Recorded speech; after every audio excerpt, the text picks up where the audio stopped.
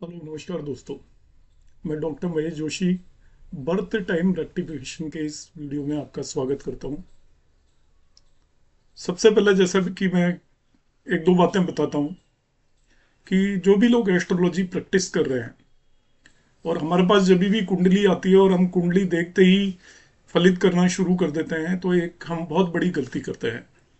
जैसा कि के एन राव सर भी कहते हैं कि हमें कुछ एक इवेंट मिलाकर नेटिव का बर्थ टाइम ऑलवेज वेरीफाई कर लेना चाहिए, क्योंकि बर्थ टाइम में थोड़ी भी एरर है तो फिर हम जो भी प्रिडिक्शन दे रहे हैं या जो भी वर्क कर रहे हैं उस कुंडली पर उसका कोई भी यूज नहीं है। तो जब भी कोई कुंडली आए तो नेटिव से उसके एक दो इवेंट के बारे में हम कंफर्म करें, अपनी तरफ से कंफर्म करें या उससे पूछकर कंफर्म करें कि उसके कौन से इवेंट कब कब हुए हैं, और वो जो बर्थ टाइम बता रहा है उसके बेसिस पर वो इवेंट जस्टिफाई हो रहे हैं तभी हमें आगे बढ़ना चाहिए। अदरवाइज हमें फिर बर्थ टाइम को करेक्ट करने की सोचनी चाहिए। आज मैं एक बर्थ टाइम करेक्ट करूंगा आपके सामने, और कितने ही घंटों के काम के बाद जो मैं पिन पॉइंट कर पाया हूं वो आपके सामने यहाँ पर प्रेजेंट करने वाला हूं।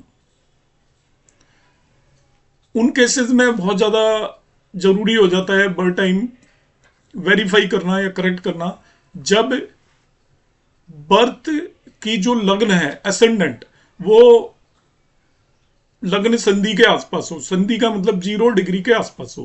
1 से लेकर 2 डिग्री या आपका 29 या 28 डिग्री हो, क्योंकि 3-4 मिनट के बर्थ टाइम में भी डिफरेंस होने की वजह से नेटिव की जब लग्न बदल जाती है तो फिर सारा खेल ही बदल जाता है। तो आपके पास जब भी कोई भी कुंडली आती है जिसमें कि असेंडेंट की डिग्रीज क्लोज टू 0 हो, तब कभी भी कुंडली को आप बगैर इवेंट को वेरीफाई किए हुए बगैर देखे नहीं तो आपका जो भी प्रेडिक्शन है उसके रॉन्ग होने की बहुत ज्यादा पॉसिबिलिटी है। अब मैं 3-4 चीजों की यहाँ पर बात करूंगा। जब असेंडेंट की डिग्रीज क्लोज टू 0 डिग्री हो तो आप जितने भी कॉम्बिनेशन लगाओगे वो ज्यादातर दोनों पे लगना भी शुरू हो जाएंगे, एक्सेप्ट टू लाइफ इवेंट। तो ऐसे केस में उसको करना क्वाइट डिफिकल्ट हो जाता है। तो यहाँ पर हम कुछ एक टेक्निक्स यूज करेंगे जो मैं प्रीवियस वीडियोस में भी बता चुका हूँ कि सबसे पहले इस केस में जो एक टेक्निक यूज की जाती है वो यूज की जाती है मातृकारक। मातृकारक आप निकाल लीजिए, फोर्थ हाईएस्ट डिग्री का प्लेनेट होता है और D24 के फिफ्थ हाउस से मातृकारक का कोई भी कॉम्बिनेशन होता है तो हम समझेंगे कि ये करेक्ट है। मगर केवल मातृकारक पे ही बेस्ड नहीं रहेंगे, हमें और भी बहुत सारी चीजें देखनी पड़ेंगी। तो सबसे पहले मैं दिखाना चाहता हूं इसमें मातृकारक का क्या कॉम्बिनेशन है। ये असेंडेंट की डिग्री 1 डिग्री है, so it is very close to 0 degree. यदि हम 2-3 मिनट यदि इनका बर्थ टाइम और पहले कर देते हैं तो इनकी लगनी बदल जाएगी। अभी 3 है वो फिर 2 हो जाएगी टॉरस, और सारा गेम ही चेंज हो जाएगा। तो यहां पर हम जाकर देखते हैं कि इनका मातृकारक कहाँ है। यहाँ पर आप नीचे देखिए मातृकारक लिखा हुआ है, मैंने जहाँ कर्सर भेजा है, और ये सैटर्न मातृकारक है। तो मैं इनके D24 चार्ट में जाकर देखना चाहूंगा कि इसका D24 में कोई लिंक बनता है या नहीं बनता है। तो ये यहाँ पर D24 चार्ट हो गया, और सैटर्न ये रहा यहाँ पर। तो मातृकारक से सैटर्न का कोई लिंकअप बनता है क्या, हम देखते हैं। तो ये बन रहा है क्योंकि ये फिफ्थ लॉर्ड के साथ कंजक्ट होकर बैठा हुआ है।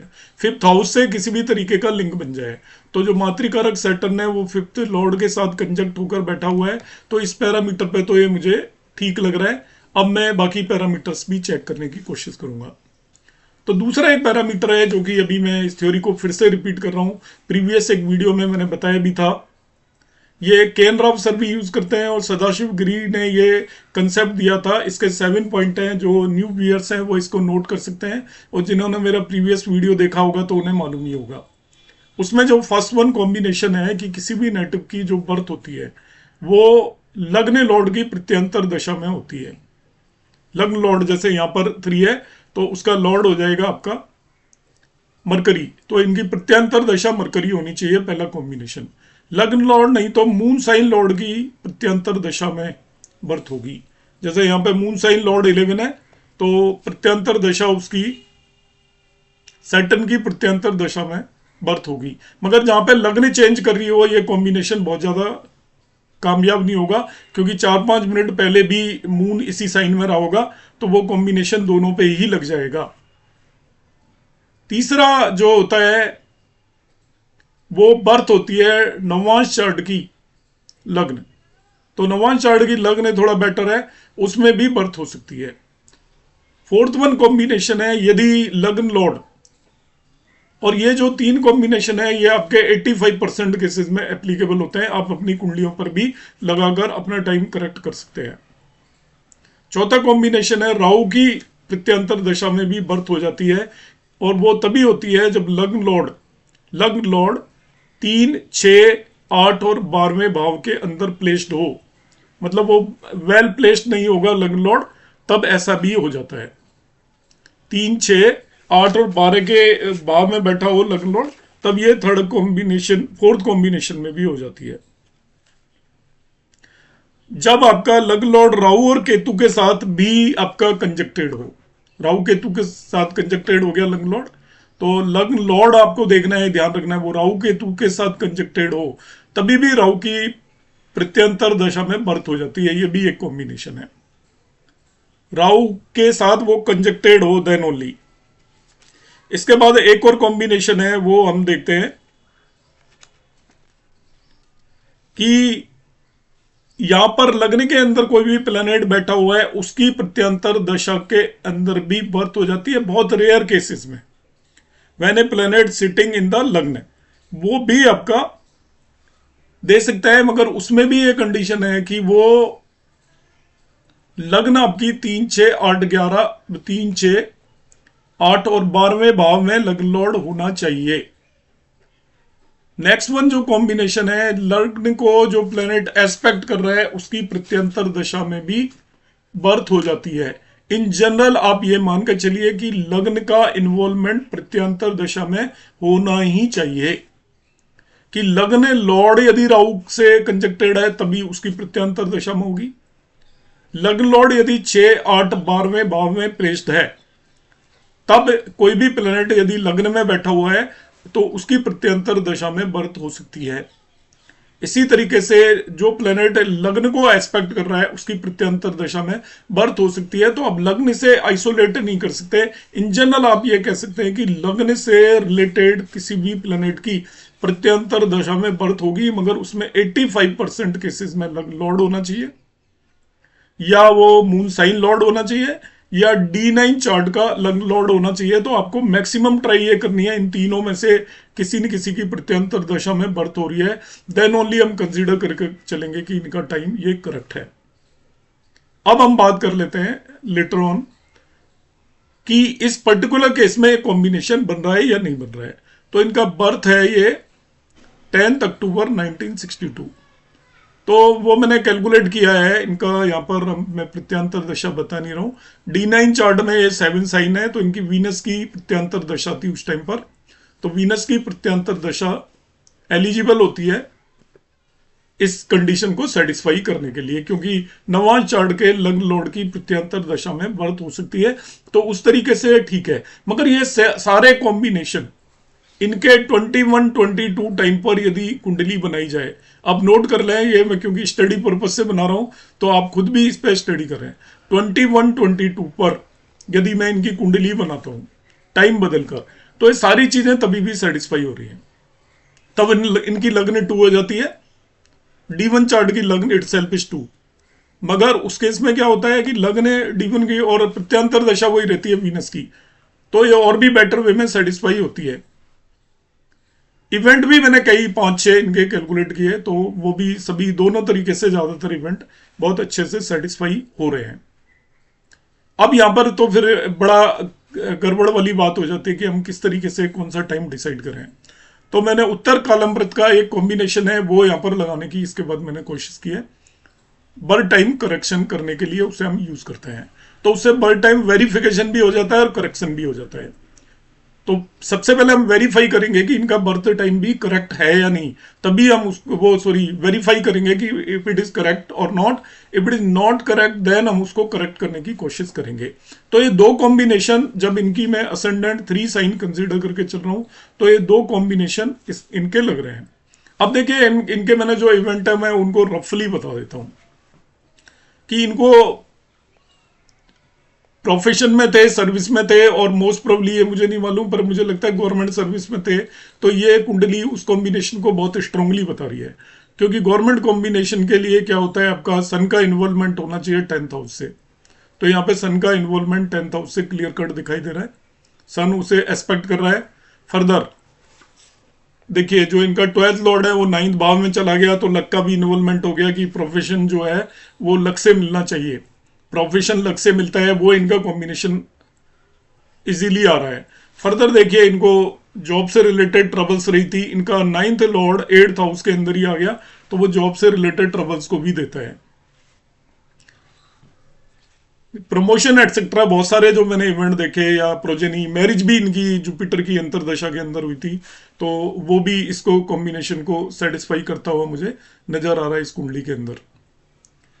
तो वो कुछ कॉम्बिनेशंस के बेसिस पर मुझे यही चार्ट सुटेबल लग रहा है, इसलिए मैं इसे ही मान के चल रहा हूं। और अब मैं उत्तर कालम वृत्त के बेसिस पर भी देखूंगा कि इनका ये करेक्ट है या नहीं।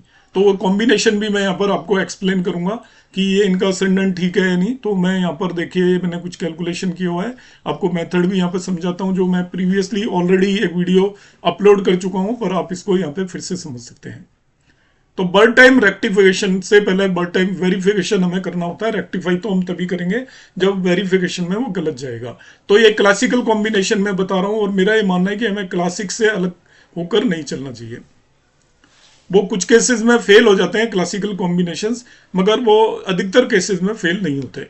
तो यहाँ पर सबसे पहला स्टेप होता है, हमें इष्ट काल निकालना होता है। और इष्ट काल निकालने का तरीका होता है, नेटिव के बर्थ टाइम में से उस दिन का सनराइज टाइम सब्ट्रैक्ट करते हैं।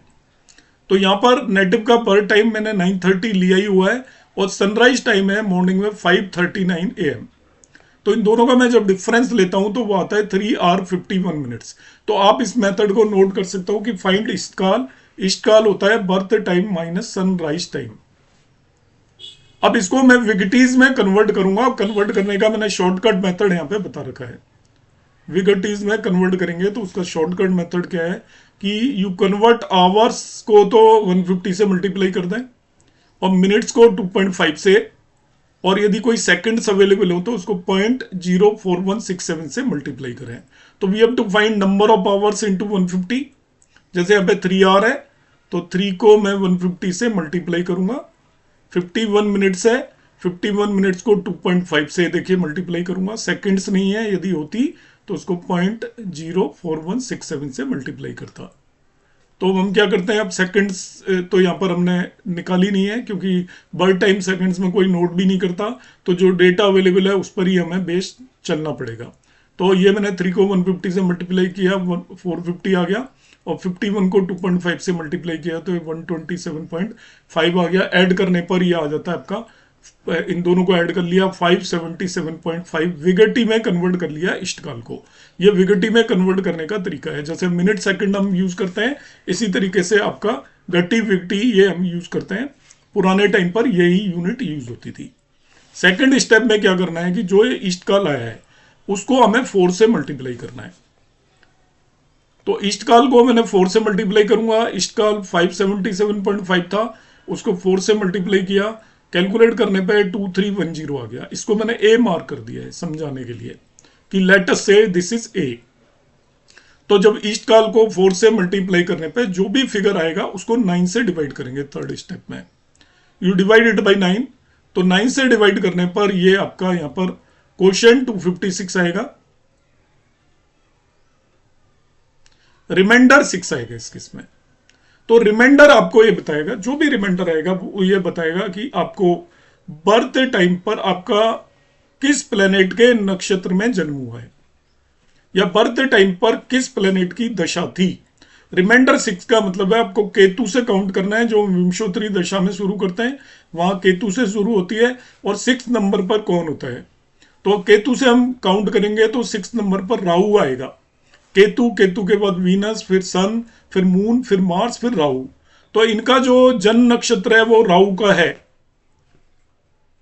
तो राहु की इनकी दशा होनी चाहिए at the time of birth, और जो कि इस केस में बिल्कुल करेक्ट है कि reminder will give lord of जन्म नक्षत्र स्टार्टिंग काउंटिंग एज पर विंशोत्तरी दशा, मीन छठे नंबर पर जो दशा आती है केतु से स्टार्ट करने पर वो राहु की दशा आती है। इसका मतलब कि इनका ये करेक्ट है टाइम उस तरीके से। मैंने सोचा कि क्यों नहीं देखूं मैं कि 922 का यदि मैं इनका टाइम मानता तो बाकी चीजें वेरीफाई हो रही थी, वो मैंने यहाँ पर नहीं दिखाई हैं। तो इनका कौन सा नक्षत्र आता है, तो 922 का टाइम लेकर भी मैंने यहाँ पे कैलकुलेट किया। तो जब 922 का टाइम है उसमें सनराइज के टाइम को सब्ट्रैक्ट किया तो वो आया 3 आवर 43 मिनट्स। तो 3 आवर 43 मिनट्स को वीकटी में कन्वर्ट करेंगे, ईस्ट काल आ रहा है। यदि मैं 922 का बर्थ इनका मान लेता हूं तो 3 आवर को 150 से मल्टीप्लाई किया, 43 को 2.5 से किया, जो मेथड मैंने यहां पे बताया था। करने पे आया 450 प्लस 100 7.5, तो 550 7.5 ये इनका ईस्ट काल आ गया वीकटी में। तो उस ईस्ट काल को हम 4 से मल्टीप्लाई करते हैं, जो मैंने मेथड ऊपर बताया था। देखिए यहाँ पर ईस्ट काल को 4 से मल्टीप्लाई करेंगे, 4 से मल्टीप्लाई करने पे 2230 आ गया। इस 2230 को जो भी आता है उसको 9 से डिवाइड करके हम रिमाइंडर निकाल लेते हैं। तो इस केस में रिमाइंडर आ रहा है 7 का मतलब जो इनका जन्म नक्षत्र वो 7th प्लैनेट का होना चाहिए था, जुपिटर का। तो इनके जन्म के समय दशा जुपिटर की होनी चाहिए थी यदि मैं इनका टाइम ऑफ बर्थ 922 मानता। मगर इनके जन्म की समय की दशा जो थी वो राहु की थी, वो 930 वाले टाइम के हिसाब से आती है। इसलिए जो मैंने इनका finally after so many combinations जो डिसाइड किया वो ये किया कि इनका टाइम ऑफ बर्थ 930 करेक्ट है, क्योंकि वो उत्तर कालामृत के बर्थ टाइम वेरिफिकेशन के कॉम्बिनेशन से भी फिट बैठता है। तो इस तरीके से हम किसी भी कुंडली में बर्थ टाइम को वेरीफाई कर सकते हैं, क्योंकि रेक्टिफाई तो हम तभी करेंगे, सबसे पहले हमें वेरीफाई करना पड़ेगा। और मैंने सारे इवेंट भी लगाए, वो भी ज्यादातर इवेंट इनकी कुंडली में ठीक लगते हैं। तो ये मेरा एक प्रयास था, आपको कैसा लगा आप जरूर बताएं। यदि कुछ समझ में ना आए हो तो आप कमेंट बॉक्स में कमेंट कर सकते हैं। मेरा मोबाइल नंबर ले सकते हैं 9013798899, और उस पर भी आप कोई भी मैसेज भेजकर कोई भी क्वेरी पूछ सकते हैं। नमस्कार, धन्यवाद।